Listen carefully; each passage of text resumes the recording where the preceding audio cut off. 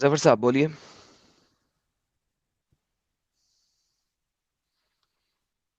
जफर साहेब, okay ना बोलिए आप। नहीं जी, आपको थोड़ा सा और दिखाते हैं, अपने स्ट्रीम का इख्तिताम करेंगे। आखिरी चीज आपको दिखाने लगे आज जाने से पहले।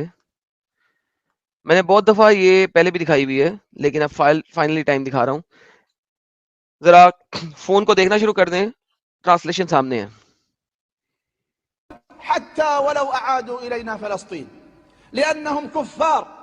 لو أن اليهود تركوا لنا فلسطين خلاص يبقوا حبايبنا؟ لا طبعا. अगर फलस्तीन सारा का सारा मुसलमानों का भी हो जाए तो क्या हम जू से नफरत करना छोड़ देंगे? नहीं, बिल्कुल नहीं। عمرهم ما هيبقوا حبايبنا إطلاقا. कभी भी नहीं, हम कभी भी उनसे मोहब्बत नहीं कर सकते। عقيدتك في اليهود واحد انهم كفار، اثنين انهم اعداء، مش اعداء عشان يحتلوا فلسطين. क्यों? क्योंकि वो हमारे दुश्मन हैं। इस वजह से नहीं कि फलस्तीन के ऊपर काबिज हैं, बल्कि وانما هم اعداء ولو لم يحتلوا شيء.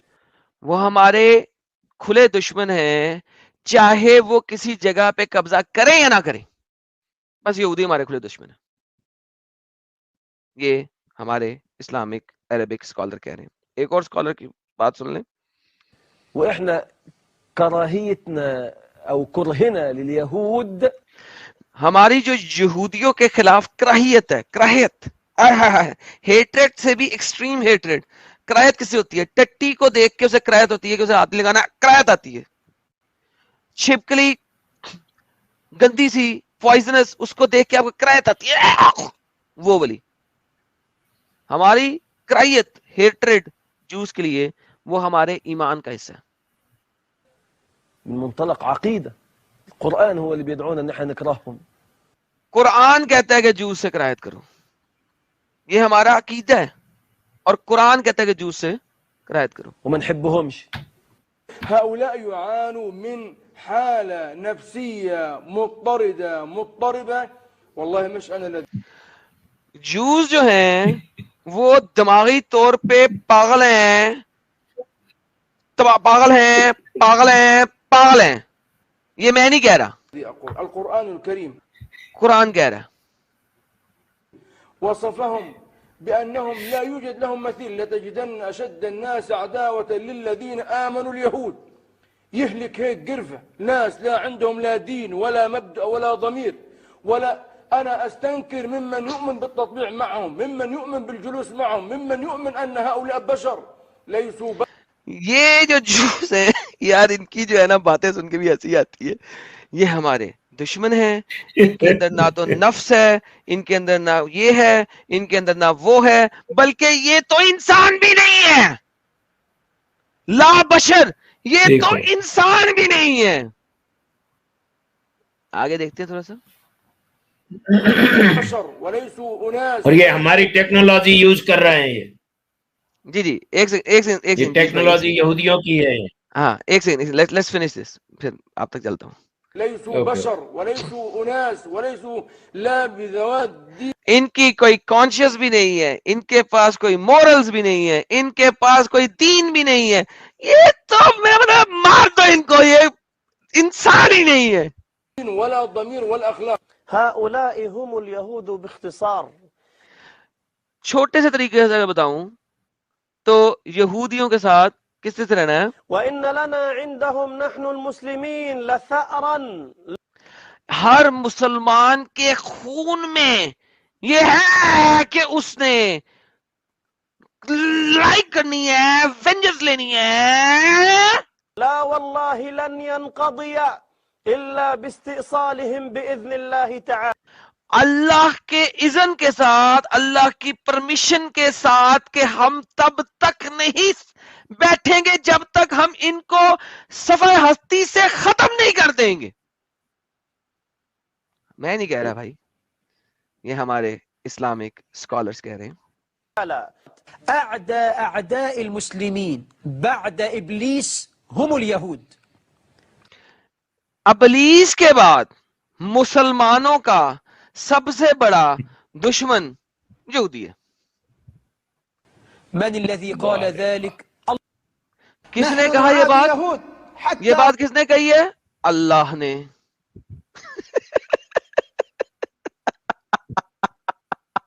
वारे अल्लाह।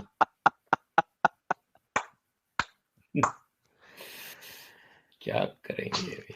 मेरा जी सर, जी मिस्टर जू भाई, सर क्या एक लग रहा है मिनट सर जरा आपको अपना देख के? एक वो अपना इसका वो चार्टर जो है ना, क्या बोलते हैं, एक मिनट जरा इसका चार्टर, हमास का चार्टर और दिखा देते हैं, एक मिनट के लिए सर, शेयर करें, जस्ट शेयर करें। 1 सेकंड। हमास का चार्टर देखेंगे ना तो जो ये हेट्रेट आपने जो दिखाई है ना, यही की यही हेट्रेट उसमें भी है, देखिएगा हम दिखाते दिखाइए हैं सर। 1 मिनट के अंदर।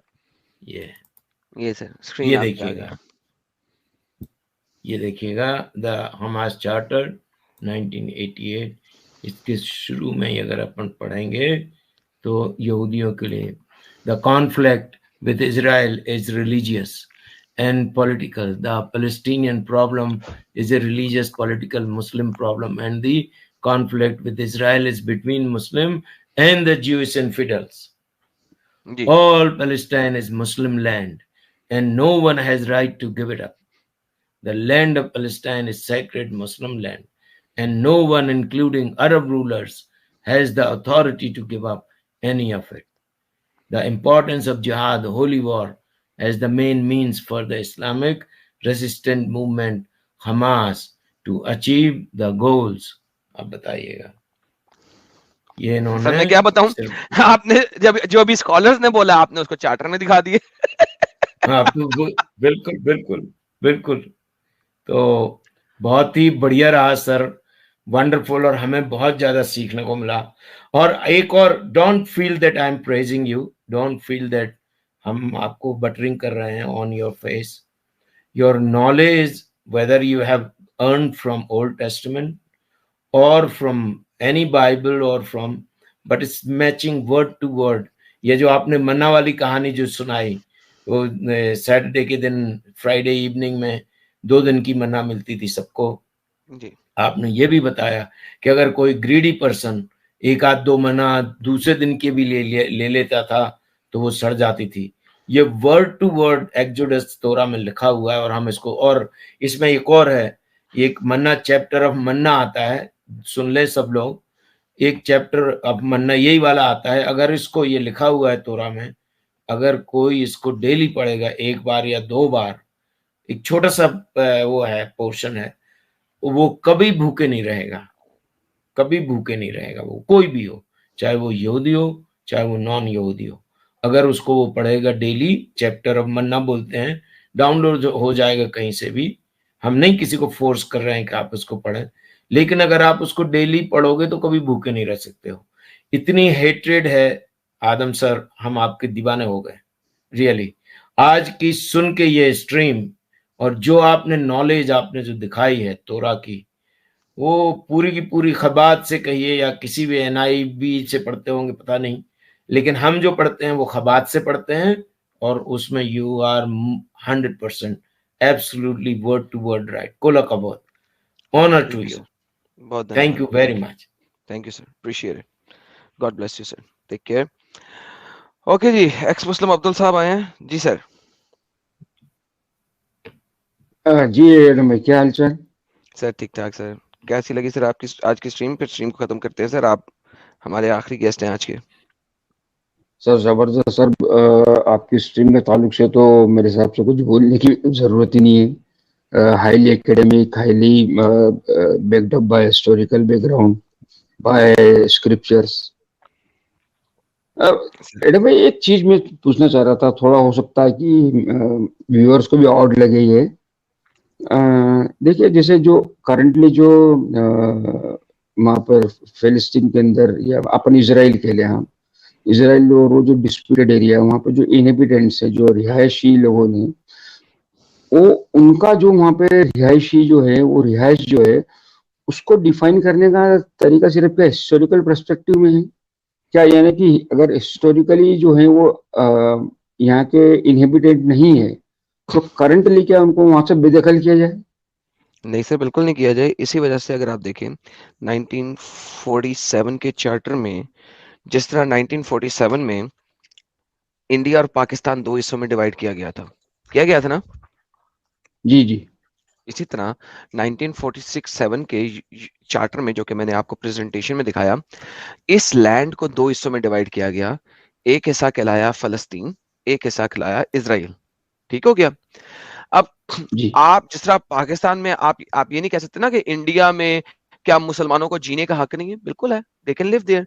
इजराइल के अंदर मुसलमान रहते थे। इजराइल के अंदर कुछ लोगों ने माइग्रेशन किया और फलस्तीन वाले एरिया के अंदर चले गए, लेकिन कुछ लोगों ने माइग्रेशन नहीं किया, वो फलस्तीन वाले एरिया के अंदर नहीं गए। ठीक है, तो अब वो दो हिस्से बन गए। अब आपका फर्ज क्या बनता है कि जो दो हिस्से बन गए हैं, आप उन दो हिस्सों में पूरे तरीके से रहें, जिस तरह पाकिस्तान में पाकिस्तानी रह रहे हैं और उधर इंडियंस रह रहे हैं।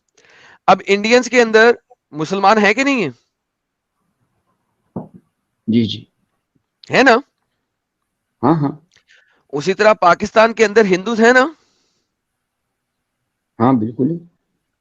अब आप मेरी प्रेजेंटेशन वाली जगह पे अगर आप जाते हैं तो आपको नजर आता है कि उसके बाद मजीद चीजें क्या आई। अगर आपको मेरी प्रेजेंटेशन याद हो, मैं दोबारा से थोड़ी सी दिखा देता हूं। जब ये वाली गेम शुरू हुई और ये स्टेट बनी 1947 के अंदर, और जूइश स्टेट और इजरायली स्टेट बनी, तो उसके बाद इन्होंने आगे से क्या करना शुरू किया। अरब्स ने डिनाई कर दिया इस स्टेट डिवीजन को। ठीक है, अगर इस हाँ स्टेट हाँ बिल्कुल। डिवीजन की पूरी पूरी पासदारी की जाती, जैसे इंडिया और पाकिस्तान पासदारी करते रहे, तो फिर कोई मसला ना होता। लेकिन अरब्स ने डिक्लाइन किया, और यहां पे Syria, Iraq, Jordan, Egypt, Lebanon ने मिलकर 1948 के अंदर तंजीमें बनाई और लड़ाई करना शुरू की 1949 के अंदर। और नीचे वाले पार्ट को इजिप्ट ने कब्जा किया और ऊपर वाले पार्ट को जॉर्डन ने कब्जा किया। ये आपको येलो और ऑरेंज कलर से नजर आ रहा है किस हिस्से को किसने कब्जा किया। यहां से फिर इसराइल ने रिटेलिएट करना शुरू किया और वापस लिया।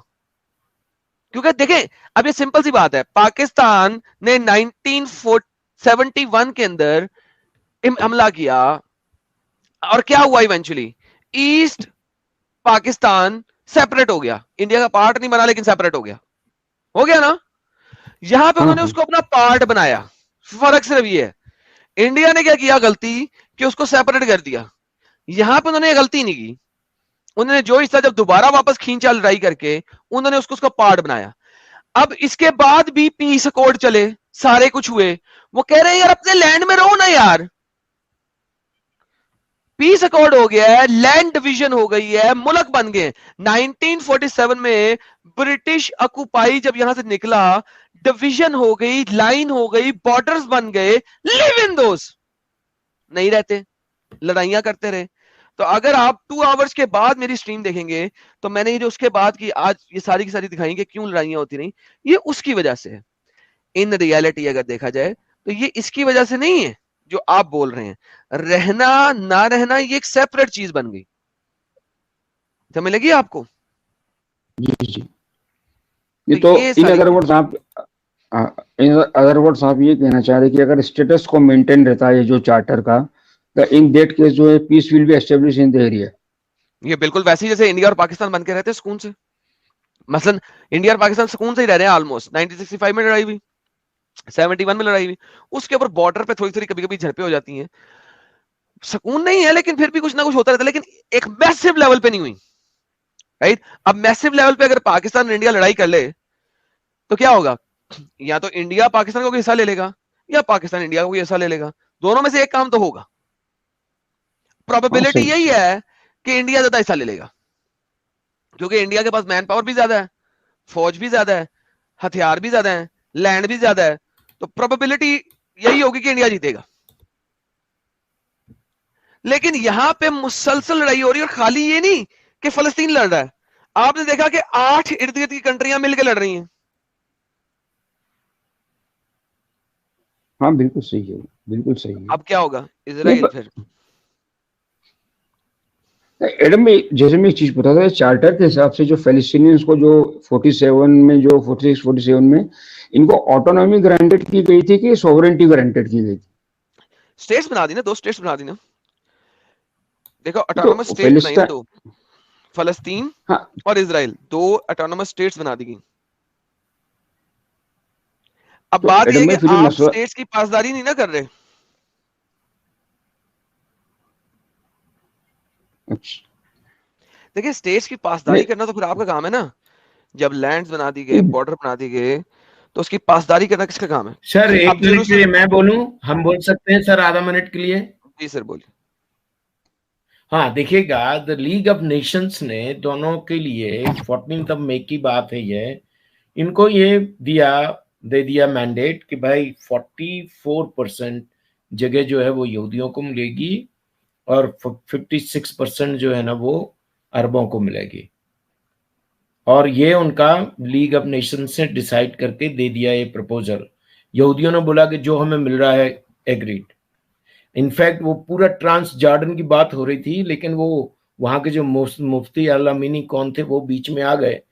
1925 से उन्होंने स्ट्रगल किया, तो वो पूरी जगह वो ट्रांस जॉर्डेनियन और ये जो ट्रांस जॉर्डन हशमोनियम ये अलग चला गया, वो फलस्तीनी वो अलग हो गए, नहीं तो हम लोगों को ज्यादा जगह मिलने वाली थी। यहूदियों ने कहा ठीक है जो भी हमें मिल रहा है हम देते हैं। अरबों ने कहा नहीं हम इसको नहीं मानते हैं। और जैसे ही 14 मई की नाइट में इंग्लिश लोगों ने इजराइल छोड़ा, वो उनको एक आइडिया था कि ये अटैक करने वाले हैं। उन्होंने इजराइल के 3-4 ग्रुप थे जो लड़ने वाले, उनके जो मास्टर थे, जो टॉप मोस्ट मैन थे, उनको बोल के एक 1159 1158 पे ये बोल के चले गए वो लोग कि now you have to fight a war. और एग्जैक्टली 1-2 मिनट के बाद इन्होंने अटैक कर दिया, और उस वॉर को वॉर ऑफ इंडिपेंडेंस माना जाता है। उसमें इसराइल ने जगह मतलब काफी जीत लिया, 44 की जगह समथिंग लाइक 64। तो ये है वो, इन्होंने माना नहीं, यहूदियों ने मान लिया। तो ये है छोटी सी कहानी। Adam sir take over please. जी सर थैंक यू। तो वही बात है ना एक्सप्रेस अब्दुल भाई, जब डिवीजन हुआ तो आपको पता है कि इंडिया के नीचे एक छोटा सा आइलैंड भी है जो कि इंडिया का पार्ट है। आप पता है उस आइलैंड के ऊपर लड़ाई हुई थी। इधर से पाकिस्तान ने अपनी शिप भेजा था, उधर से इंडिया ने उनका शिप भेजा था, वो भी है। तो ये गेम है सर। देखिए अगर वहां पे जब पाकिस्तान का शिप पहुंचा और इंडिया का शिप पहले से मौजूद था, तो अगर पाकिस्तानी शिप अटैक कर देता तो 1947 में ही क्रियाक्रम हो जाता बहुत सारी चीजों का। क्योंकि अटैक अगर कर दिया एक जगह के ऊपर और अभी अभी डिवीजन हुई है, तो अभी तो गेम गर्म है। अभी तो गेम गर्म है। उस गर्म गेम में जब आप एक चिंगारी डाल दोगे तो गेम खराब हो जाएगी। पाकिस्तान को पता था कि अभी हमारे पास अंब भी नहीं है, वो रिवर्ट बैक हो गए and so on and so fourth. यहाँ पे इन्होंने गरम गेम इस वजह से खेल ली कि इर्द गिर्द की 5 अरब कंट्रीज ने इनका साथ दिया, वो गरम गेम खेल ली। इनको लगा था कि 5 अरब कंट्रीज हमारे साथ हैं, हम इसराइल के ऊपर हावी हो जाएंगे। मगर इसराइल तो फिर इसराइल है, उनके ऊपर उनके लैंड में तो कोई हावी नहीं हो सका आज तक। 3000 साल की हिस्ट्री मैंने आपको दिखा दी है, 5000 साल की जी हिस्ट्री मैंने जी आपको दिखा दी है। इब्राहिम और आइजक के जमाने से लेके अब तक इतनी लड़ाइयां हुई हैं इस लैंड के ऊपर, लेकिन उनके लैंड के ऊपर बैठ के उनके ऊपर हावी कोई नहीं हो सका। और जब हावी हुए वो बिल्कुल आपने देख सही। लिया किस वक्त हुए। तो ये एक सेपरेट चीज है ऑल टुगेदर। और मगर this is what it is. I think your question is answered right. एक पॉइंट और थोड़ा मैं आपसे छोटा सा डिस्कस करना चाह रहा था कि जैसे शबत का दिन जो है that is the day of rest and worship, है ना? जी तो जबकि कुरान के अंदर अगर अपन देखें आप, तो जुम्मा जो है जुम्मे के दिन जो कुरान की जी आयतें पढ़ी जाती है, जी उसमें आता कि आप जो है जुम्मा पढ़ें, आप उसके पहले अपना जी। कारोबार बंद कर दे और उसके बाद तिजारत के लिए जमीन पे फैल जाए। तो दिस इज कॉन्ट्राडिक्शन। देखिए साबत के दिन का मोहम्मद को पता नहीं था क्यों छुट्टी करनी है, क्यों रेस्ट करना है। चूंकि उसने जूस से सुना हुआ था साबत का, उसने 2-4 आयतें कुरान के अंदर डाल दी और ये डाल दिया कि जूस ने साबत को तोड़ा है और लिहाजा इनको बंदर बना दिया गया है। द होल आइडिया इज कि Muhammad had no idea whatsoever कि साबत का दिन है क्यों। मैं यही तो बता रहा हूँ, मोहम्मद ने जब जूइश ट्रेडिशन और तोरा में से चीजें चुराई हैं वो लोगों की सुनी सुनाई चुराई हैं। उसको प्रॉफिट्स के नाम नहीं पता थे, उसको जगहों के नाम नहीं पता थे। उसने जो भी चीज थी जिस भी तरीके से चुरा ली, साबत का दिन चुराया जूस से, साबत खत्म कहाँ की है? कुरान में अगर साबत के दिन जूस ने कुछ नहीं करना तो फिर कुरान में ये भी हो कि मोहम्मद ने आके साबत के दिन को चेंज कर दिए। देखिए प्रॉब्लम ये है कि मोहम्मद के इर्द गिर्द जो चीजें चल रही थी ना, मोहम्मद ने उन्हीं को लेके उनके अंदर गेम डाली है और कुछ नहीं। अगर वो गेम ना डालता तो अपने आप को बिल्कुल नबी नहीं साबित कर सकता था। तो दिस इज वाई आपको कुरान में इस किस्म की हजारों कंट्राडिक्शंस मिलेंगी। मुसलमान स्कॉलर इसको कंट्राडिक्शन नहीं मानते, लेकिन मैं इसको कंट्राडिक्शन ही कहेंगे कि अगर फ्राइडे मुसलमानों का दिन है तो सैटरडे को मुसलमानों को छुट्टी करनी चाहिए, क्योंकि साबत है। अगर साबत में जूस को बंदर बनाया गया तो अगर मुसलमान भी साबत को काम करेंगे तो इनको भी बंदर बनाना चाहिए। अगर ऐसा नहीं है तो साबत को खत्म कहां पे किया गया? मोहम्मद ने कब कहा है बि- कि ए मुसलमानों तुम्हारे लिए साबत करना जरूरी नहीं है क्योंकि मैंने साबत को खत्म कर दिया। See, so there are so many things in Islam, in Quran, जो कि 2+2 नहीं करती, वो एड अप नहीं होती, बिल्कुल सही, क्योंकि बिल्कुल सही। प्योर चोरी का माल है और कोई भी चीज लेफ्ट राइट से पकड़ के डाल दी गई है। That is why. बिल्कुल सही, बिल्कुल ठीक ठीक है भाई, आई गॉट माई आंसर्स। और जो मेरे को एक थोड़ा सा एक वो था, डिलेमा था, वो हमारे जो ब्रदर साथ में बैठे हैं उन्होंने जैसे बताया कि 44% टेरिटरी जो है that was allotted to Jews and rest was allotted to Arabs, तो उससे और क्लियर हो गया। बहुत बहुत धन्यवाद, शुक्रिया एडम भाई, और साथ में जो भाई बैठे उनका भी। और अगर साहिल भाई की नींद खुल जाए तो उनको भी मेरा शुक्रिया कह देना। साहिल भाई की तरफ से आपको अरे जाग रहे हैं हम। अरे सोए कहाँ है भाई, जाग रहे यार हैं, साहिल हम भाई, जाग रहे हैं। साहिल भाई हमारे स्ट्रीम में सोते नहीं है, बैठे होते हैं, सुन रहे होते हैं सारी बातें। साहिल भाई वैसे आज आप डिस्कशन में इतना हिस्सा नहीं लिए, क्या कोई मसला चल रहा है? यार ये, हाँ वो मैं बताऊंगा तुमको डिस्कॉर्ड पे। और ये ओके थोड़ा सा मेरा बीच में अभी नेट चले गया तो मैं डिस्कनेक्ट हो गया था, लेकिन मैं रीजॉइन करके मैं म्यूट पे ही बैठा हुआ था। सही सही सही। चले जी, ये सुपर चैट्स कुछ लेते हैं और स्ट्रीम का अब इख्तिताम करते हैं। ठीक है पहले एडम भाई, जी जी जी बहुत बहुत शुक्रिया भाई, साहिल भाई बहुत बहुत शुक्रिया। Thank you. Sure, thank you. ओ डिफरेंस भाई कहते हैं जी, एडम भाई so far what do you think about Sanatan? Sir अभी मैं अपना कमेंट महफूज रखूंगा क्योंकि अभी मेरे को पूरा इल्म नहीं है। मैं लेता हूँ मैडम जी। ओपनर आइज भाई कह रहे YouTube is lying, I have been a member for over 1.5 years, YouTube is run by मोमिन्स, जॉन दी शूटिए विथ सी। नाविज जफर साहब कह रहे जीसस क्राइस्ट सेड राह हक और जिंदगी में हूँ, राह हक और जिंदगी मैं हूँ, मैं हूँ, मैं हूँ। अच्छा, आई जिंदगी एम मैं the way the life. The difference, Adam, you leave Islam, but why you accept Christianity? मेरा मतलब है why shouldn't I? It is so beautiful. Opener eyes keh rahe, really awesome stream, very informative with historical facts. You kept the stream focused on topic and entertaining. God bless you. Thank you, Opener eyes bhai. Thank you sir.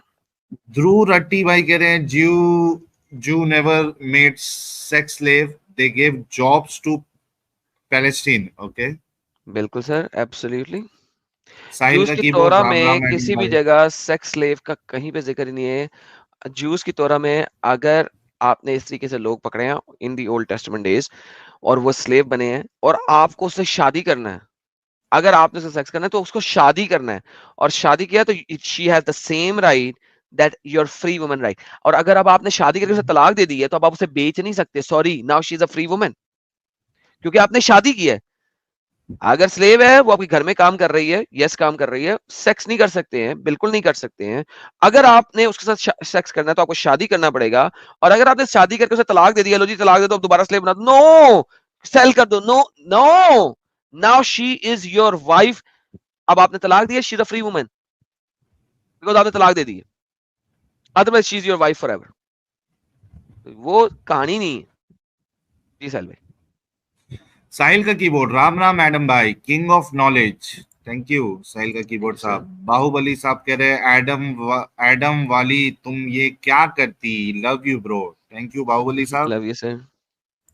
ध्रुव राठी भाई कह रहे हैं 2 questions, Islam hate Jews because they wanted to kill Isa, and where it is written that Jews never accepted prophet as prophet at first time. Juice ने किसी भी जगह पे सिर्फ देख लें, आपको अभी कुरान की आयतें दिखाई हैं, जूस ने मोहम्मद को कहाँ एक्सेप्ट किया है? जूस ने कई दफा मोहम्मद को कहा कि अगर तुम नबी हो तो हमें मोजज़े करके दिखाओ, मूसा ने जैसे मोजज़े किए या दूसरे नबियों ने जैसे मोजज़े किए। जूस तो वेट करते रहे कि मोहम्मद मोजज़ा करके दिखाए ताकि उसको एक नबी माने। तो जूस के तो हर नबी ने मोजज़े किए, अगर वो मोजज़ों से तो मानना था या प्रोफेसी से मानना था। दो चीजें, जैसा कि मैंने आपको दिखाया था डिट्रोनॉमी 18, 19, 20, 21 और सो ऑन सो, कि एक नबी को जानने के लिए जूइश ट्रेडिशन के अंदर यह है कि वो प्रोफेसी देगा, प्रोफेटिक वर्ड देगा, और वो प्रोफेटिक वर्ड पूरा होएगा। अगर वो पूरा होएगा तो हम उसे मानेंगे। नंबर दूसरी बात, उसके पास कोई ना कोई मौजूदा होएगा। मोहम्मद के पास ना मौजूद थे ना प्रोफेटिक वर्ड थे, तो भाई उसको नबी कैसे मान लें? प्लस उसको तोरा का नहीं पता था।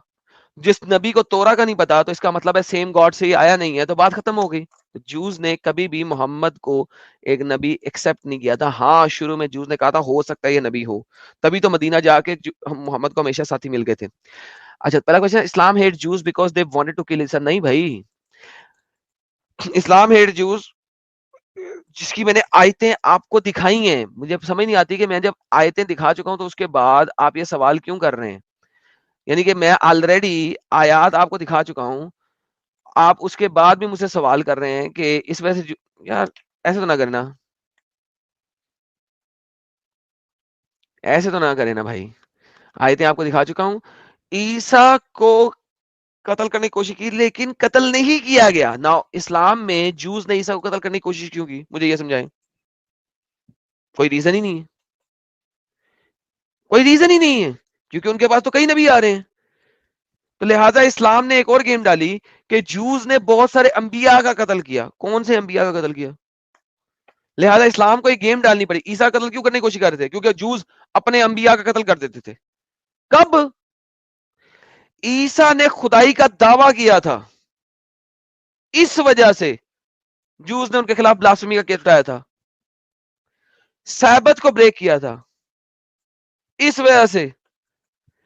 अदरवाइज ईसा को कत्ल करने की तो क्यों नहीं बनती। अब अगर खुदाई का दावा कुरान से निकाल दिया ईसा के साथ, तो फिर मुझे बताएं कि ईसा ने काम ही क्या किया था जिसकी वजह से जूस ने उन्हें कत्ल करने की कोशिश की? No reason, that's all BS. जी साहिल भाई।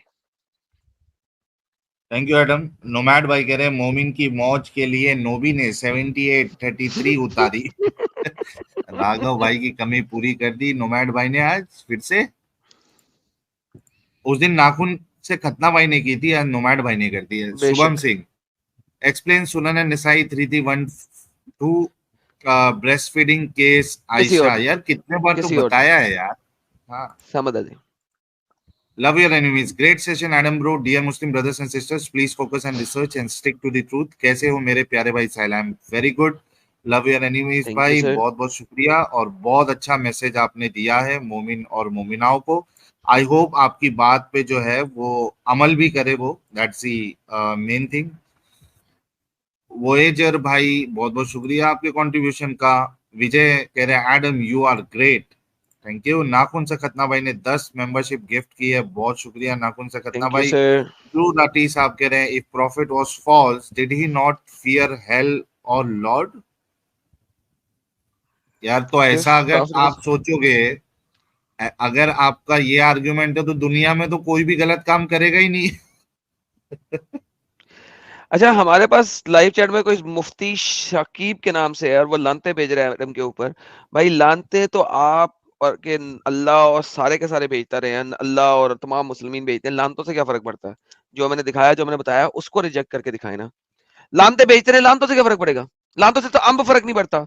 पूरे यहूदियों के ऊपर कुरान लानतों से भरा पड़ा है और यहूदियों ने आपके तमाम मुसलमानों को की बैंड बजा के अपना इजराइल वापस ले लिया और आप लोग कुछ पुट भी नहीं सके। तो इन लानतों से क्या होगा? अंब। आपका जाकिर नाइक कुत्तों की तरह भौंक रहा है कि तमाम मुसलमानों को दुआएं करनी चाहिए मस्जिदों में जाके सजदे में गिर के कि अल्लाह फलस्तीन को विजय दे। अंब। तो भाई आप लानते भी भेजते रहे अंब और आप दुआएं भी करते रहे अंब। अल्लाह में कोई ताकत होगी तो कुछ कर सकेगा ना बेचारा। साहिल साहब कंटिन्यू।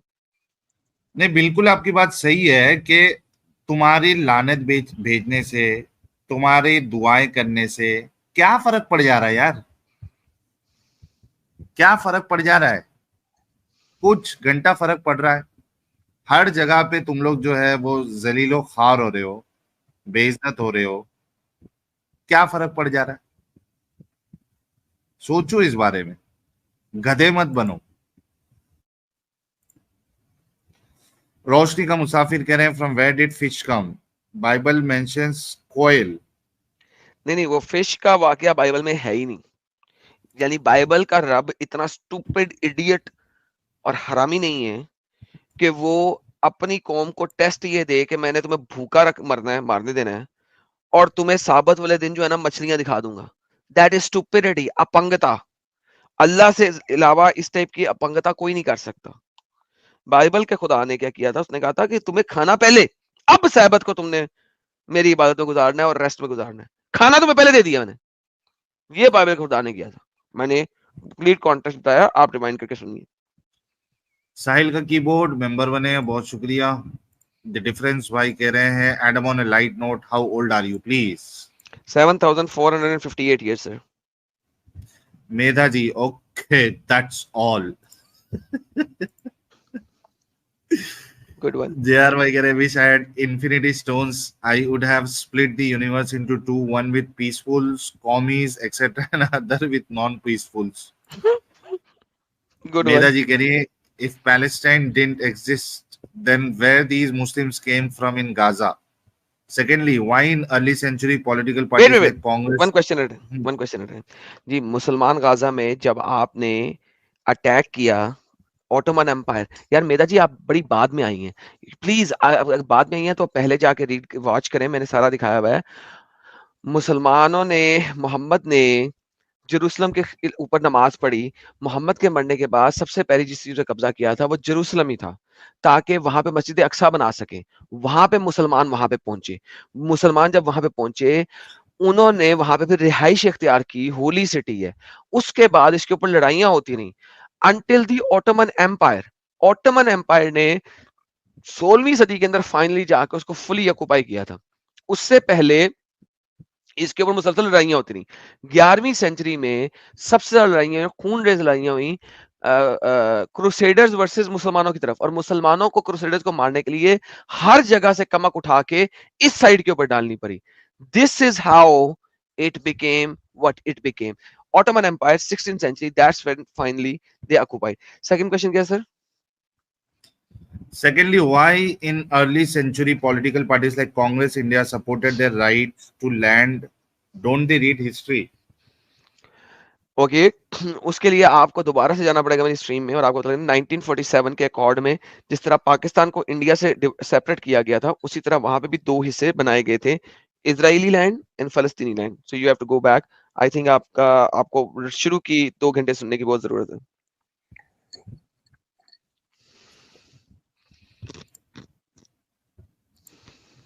श्रेयस शेट्टी भाई कह रहे साहिल भाई, have shared a reel on Instagram, details लिखा तो भेजने नहीं देता यूट्यूब। ठीक है, मैं देखता हूँ इंस्टा पे आपने क्या भेजा है। सुनीत निगम भाई कह रहे हैं साहिल भाई, एडम को मेरा किस एज अ भाई वाला था, जब किसी पर बहुत प्यार आता है तो किस निकल जाता है, वो वाला देखे ना, वैसा ना समझे। आपने गलत बना दिया था ना। बहुत अच्छा वाला किस था, ऐसी बात ना किया करें सर आप, गंदे। तो इसी वजह से तो मैंने उनको बोला ना कि क्या है मसला, वो बताएं आप। क्लियर हो गया, क्लियर हो गया, क्लियर हो गया। थैंक यू सुनीत भाई। अलजकुम, ओके दैट्स ऑल। टाइमिंग 2 घंटा, मालगाड़ा मछली की तरह तड़पेंगी। यार ऐसा नहीं लगता ये जुल्फिकार फार्मेसी को मैंने ज्यादा फेमस कर दिया अपने? बहुत फेमस कर दिया आपने, बहुत फेमस कर दिया साहिल भाई। उसको बोला भी जुल्फिकार फार्मेसी चीचा को कि तेरा भाई इतना पब्लिसिटी कर रहा हूं मैं, एक आधे घंटे के लिए आके बात कर ले।